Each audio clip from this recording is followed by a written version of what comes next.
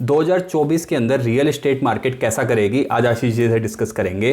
सभी सिटी के बारे में बात करेंगे, पुणे, बेंगलोर, मुंबई या फिर दिल्ली एनसीआर की अगर हम बात करें, या फिर हिल स्टेशन की बात करें, या फिर स्मॉल सिटीज़ की बात करें, तो यहाँ पे देखने को मिल रहा है कि एकदम मार्केट के अंदर रियल एस्टेट के अंदर काफ़ी बूम देखने को मिला है। काफ़ी सोल्ड आउट हो जाते हैं, प्रॉपर्टी मिल नहीं रही है और ओवर प्राइस मिल रही है। क्या ये हाउसिंग बबल हो सकता है? क्या यहाँ से मार्केट क्रैश कर सकती है अगर हम रियल एस्टेट की बात करें, या फिर यहाँ पे और बूम देखने को मिला है? क्या करना चाहिए 2024 के अंदर, फ्लैट वर्सेस प्लॉट, या फिर अगर हमें फॉर्मिंग लैंड लेनी है तो उसके कोरस्पॉन्डिंग हमें क्या करना चाहिए? तो आशीष जी, सबसे पहले तो आप मुझे ये बताएं कि जैसे मैं कोई भी चीज़ खरीदने जा रहा हूँ रियल एस्टेट से रिलेटेड, तो वो काफ़ी इन्फ्लेट है, तो उसका क्या रीज़न है? और ये जो जंप देखने को मिला है एकदम, तो इसके पीछे क्या रीजंस हैं, क्यों जंप हुआ है ये? देखो, रीजन सबसे पहले समझना होगा, तभी हम समझ पाएंगे कि ये जो आपको अप मूव देखने को मिला है रियल एस्टेट में, पहले प्लॉट्स में था, फिर उसके बाद फ्लैट में आया है, तो ये कब तक रहेगा और कहां पर आपको करेक्शन देखने को मिल सकती है, किस साल में। देखो, मैं अगर बात करूं, 2012 में ऐसा बूम देखने को मिला था। उसके बाद एक लंबी मंदी के बाद रियल एस्टेट में अब फिर से डिमांड आनी शुरू हुई है, और वो हुई है कोरोना काल के बाद। उसके पीछे दो ही रीजन थे कि लोग वर्क फ्रॉम के चक्कर में वापस अपने घर चले गए थे, सप्लाई बिल्कुल नहीं आई थी, तो वापस ऑफिस का ओपन अप शुरू होना शुरू हुआ है। चाहे आप पुणे की बात करें, चाहे आप मुंबई की बात करें, बेंगलोर की बात करें, या दिल्ली एनसीआर की बात करें, लोगों ने वापस से ज्वाइन किया है ऑफिस। तो पहले रेंटल की डिमांड बढ़ी थी, रेंटल आसमान छू रहे हैं विनय जी। रेंटल के बाद लोगों ने कहा कि हमें अपना घर खरीदना चाहिए, तो वहां से प्रॉपर्टी की डिमांड शुरू हुई। पहले आपके प्लॉट बढ़े, उसके बाद फ्लैट में डिमांड आई। तो एक रीजन था लोगों का वापस मेट्रो सिटीज में वापस आना। पर छोटे सीरीज में भी, छोटे शहरों में भी डिमांड आई है, एग्रीकल्चर लैंड में भी डिमांड आई है। उसका क्या रीजन था? उसका रीजन था 2000 की नोटबंदी। तो हुआ क्या, एक दम से आपकी लिक्विडिटी मार्केट में सामने आई है। बिल्कुल लोगों ने पैसा खर्च किया है 2000 नोटबंदी के बाद। तो जो पैसा बाहर निकला है बैंकिंग सिस्टम में तो फाइनली गया है, जो कि हम डाटा में भी देख पा रहे हैं, मुझे ऐसा लगता है। पर वो मल्टीपल हाथों से गया है बैंकिंग सिस्टम में। तो पहले जब वो पैसा आया, तो जमीन लोगों ने खरीदी, अगर हम एग्रीकल्चर लैंड की बात करें, प्लॉट खरीदे, तो वहां से फर्दर लिक्विडिटी डिमांड जनरेट हुई आगे उसको इन्वेस्ट करने की। तो वो बड़े शहरों से छोटे शहरों की तरफ भी रुख हुआ जमीन की, अगर हम बात करें। तो वो रीजन था, नोटबंदी और लोगों का घर वापस आना। तो ये एक, और काफी समय से सप्लाई ना आना, और एक सेंटिमेंट आपके जो थे, इन सब न्यूज की वजह से सुधरे हैं, और लोगों को लगने लगा है कि अगर अब मैंने आज घर नहीं खरीदा, आज प्लॉट नहीं खरीदा, तो फ्यूचर में तो पता नहीं क्या होगा, फ्यूचर में पता नहीं कितना ज्यादा रेट होगा। तो इस वजह से आपको रियल एस्टेट सेक्टर में एकदम से बूम आते हुए देखने को मिला है, और नए नए डेवलपर्स भी सामने आए, जैसे 2012 में भी आए थे विनय जी। नए नए डेवलपर्स अब आपको सामने आते हुए देखने को मिलेंगे, जो कि नए लॉन्च लेके आएंगे, बेहिसाब प्राइस पे भी होंगे। तो आपको अवेयरनेस और रिस्क कॉशियस अप्रोच भी अपनानी है, वो भी आपके लिए इंपॉर्टेंट रहेगा विनय जी। तो आशीष, जब मेरे को फॉर एग्जांपल जैसे 2024 आ ही रहा है, तो मुझे प्लॉट की तरफ जाना चाहिए या फिर फ्लैट की तरफ जाना चाहिए? फ्लैट्स की अवेलेबिलिटी तो काफ़ी होती है, बट फ्लैट्स बहुत ज़्यादा हैं।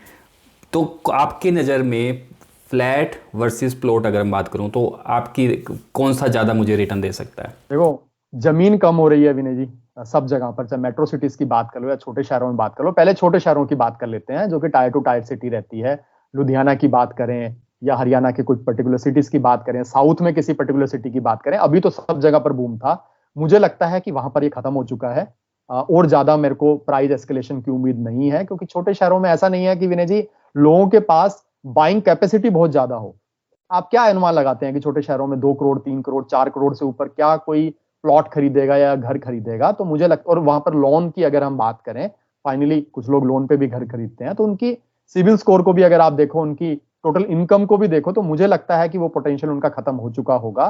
तो वहां पर अभी आपको थोड़ा ठंडा माहौल भी देखने को मिल रहा होगा, और नए फर्दर हाइक प्राइस में नहीं देखने को मिलेंगे। और वहां पर ज्यादातर लोग प्लॉट में इन्वेस्ट करते हैं, फ्लैट में नहीं करते हैं। तो वहां पर मुझे थोड़ी रुकावट देखने को मिलती है। तो वहां पर तो मैं कहूंगा कहीं भी अभी इन्वेस्ट ना करें।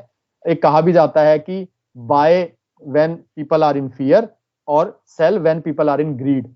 तो जब लालच का माहौल होता है कि मैं छूट जाऊंगा, तो उस समय पर तो आपको चीजें बेचनी चाहिए। और जब कोई नहीं खरीद रहा होता है, तो वही समय होता है, पैसा वही लोग बनाते हैं जो कि डर के माहौल में अपना इन्वेस्टमेंट करते हैं। जब कोविड के टाइम पे कोई नहीं खरीद रहा था, जिन्होंने इन्वेस्टमेंट की, चाहे इक्विटी में की हो, चाहे रियल एस्टेट में की होगी, आज वो अच्छा प्रॉफिट कमा के बैठे हैं। यहां से कोई खरीदेगा तो पता नहीं कि कितना प्रॉफिट कमाएगा। प्लॉट की अगर हम बात करें विनय जी, प्लॉट का सिर्फ और सिर्फ एक ही ट्रिगर है। एनसीआर रीजन की अगर मैं बात करूं, हरियाणा की स्पेसिफिकली बात करूं या गुड़गांव की बात करूं, तो अभी प्लॉट के ऊपर 4th फ्लोर को बैन किया गया है। ऐसा अनुमान लगाया जा रहा है कि जहां पर भी सड़क की लेंथ 9 मीटर है या पुराने सेक्टर हैं 12 मीटर है, वहां पर शायद आपका 4th फ्लोर ना आए। दीनदयाल में थोड़े चांसेस कम लगते हैं, पर हाँ, जहां पर प्लॉट का लोकेशन 24 मीटर रोड पे है या बड़ी रोड के ऊपर है या बड़ा साइज का प्लॉट है, 250 स्क्वायर यार्ड से ज्यादा है, तो प्लॉट आपके लिए हमेशा इन्वेस्टमेंट पॉइंट ऑफ व्यू से बेटर रहता है।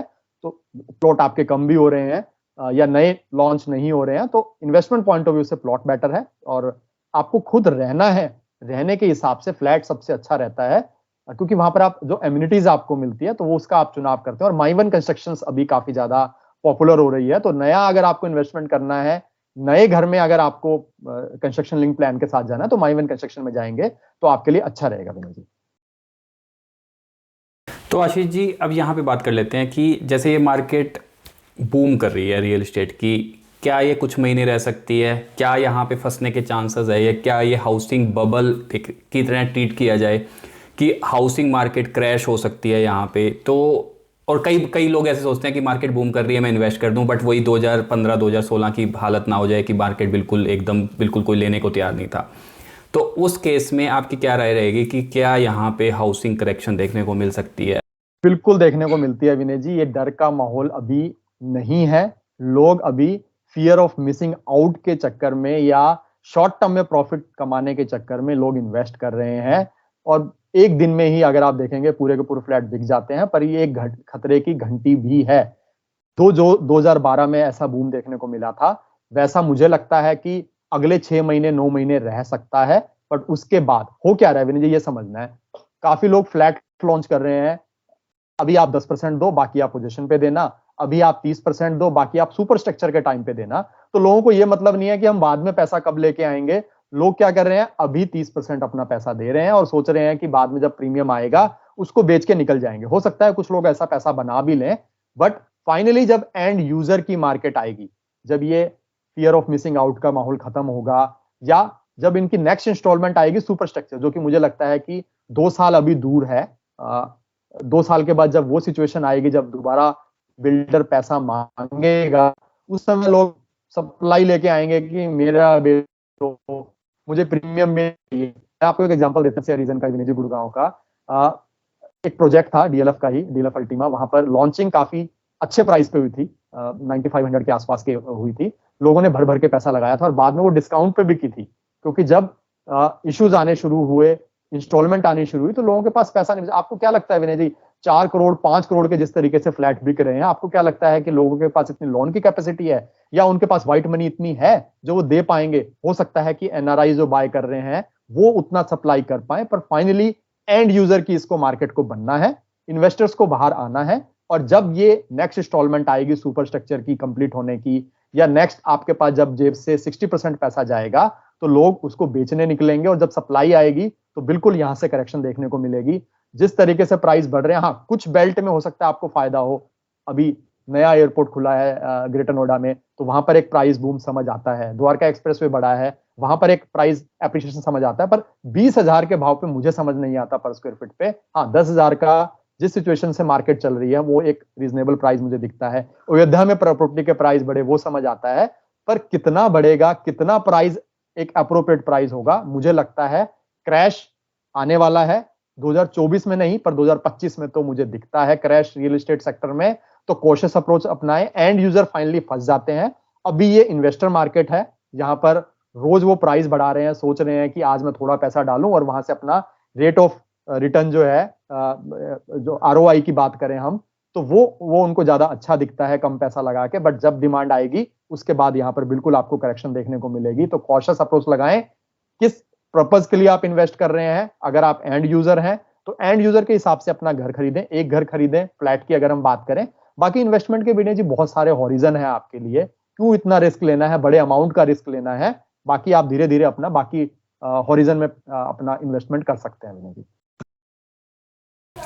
अब जाते जाते बात करते हैं कि अगर मैं हिल स्टेशन की बात करूं, वहाँ पे भी काफ़ी ज़्यादा इन्वेस्टमेंट्स देखने को मिली है। तो आपकी क्या राय रहेगी कि वहाँ पे इन्वेस्टमेंट करना कितना सही रहेगा? देखो वहां पर लोगों का बिल्कुल रुझान बढ़ा है, और जिस तरीके से ग्लोबल वार्मिंग हो रही है और एनसीआर रीजन की अगर मैं विनय जी बात करूं, जिस तरीके से पॉल्यूशन है, तो बिल्कुल हिल स्टेशन के पास आप प्रॉपर्टी में इन्वेस्ट कर सकते हैं। काफी लोग वहां पर अट्रैक्ट भी हो रहे हैं, वहां पर आपको अच्छा मुनाफा हो सकता है। पर ध्यान क्या रखना है, वहां पर कुछ ऐसी जमीन भी होती है जो कि थोड़ा सा नीचे की तरफ है या पहाड़ खिसक जाते हैं, तो वो आप थोड़ा सा ध्यान लें। वहां पर अगर आपका कोई लोकल रिलेटिव या फ्रेंड है, उसी से समझे कि किस जगह पर, ऐसा ना हो कि आप बिल्कुल पहाड़ पे लैंड खरीद ले, जैसे जोशीमठ की बात करें, या कुछ जगह पर लैंडस्लाइड भी देखने को मिली है या जमीन खिसक रही है। तो ध्यान रखें कि हिल स्टेशन में आप कहाँ बाय कर रहे हैं। देहरादून एक अच्छी अपॉर्चुनिटी है क्योंकि वो थोड़ा सा फ्लैट पे आपका आ जाता है। बाकी बिल्कुल मेजर हिल स्टेशन पे लेने से बचें। और आपको ये भी देखना है, हिल स्टेशन पे अगर आप रहने भी जाते हैं तो वहां पर एम्यूनिटीज क्या मिल रही है, हॉस्पिटल्स भी हैं कि नहीं है वहां पे, अच्छे स्कूल हैं कि नहीं है। क्योंकि देहरादून का मैंने एग्जांपल क्यों दिया, वहां पर अच्छे स्कूल्स भी हैं, हॉस्पिटल्स भी हैं। तो वहां पर, और दिल्ली देहरादून की काफी अच्छी 6 ले हाईवे बनने वाला है, तो वो कनेक्टिविटी आपकी अच्छी होने वाली है। तो देख और सोच समझ के करें। लैंड का बिल्कुल देखें कि किस तरह की आप लैंड खरीद रहे हैं। रियल एस्टेट प्लॉट तो बिल्कुल विनय जी ओवर ए लॉन्ग टर्म आपको अच्छा रिटर्न बिल्कुल देता है, तो इन्वेस्टमेंट के लिए प्लॉट में ही इन्वेस्ट करें, वो ज्यादा अच्छा रहता है।